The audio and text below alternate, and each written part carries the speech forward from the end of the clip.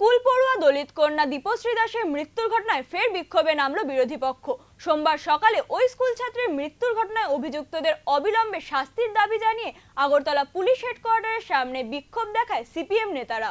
কিছুদিন আগে আগরতলা শহরের নবম শ্রেণীর এক দলিত মেয়েকে শুদ্ধিকরণের নামে মানসিক এবং শারীরিক অত্যাচার করার অভিযোগ উঠেছিল।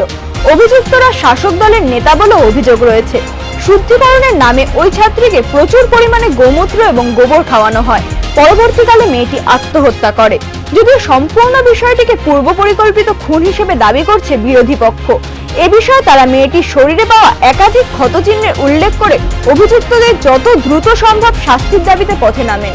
রাজ্য সম্পাদক জিতেন্দ্র চৌধুরী চিঠি দিয়েছেন ডিজি সাহেবকে, দিয়ে বলেছেন একটা একটা করে আমি এখানে উল্লেখ করছি, স্পেশাল ইনভেস্টিগেশন টিম গঠন করা হোক ফর ইম্পার্শিয়াল ইনভেস্টিগেশন, এবং এই টিম গঠন করে দক্ষ সৎ পুলিশ অফিসার দিয়ে এটা করা হোক, এই দাবি জিতেন্দ্র চৌধুরী রেখেছেন।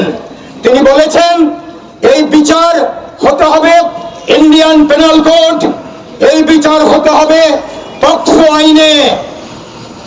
এই দুটো সংবিধান সম্মত ভারতবর্ষের পুলিশের হাতে যে আইন, এই দুটো আইনে মামলা নিয়ে এর বিচার করতে হবে।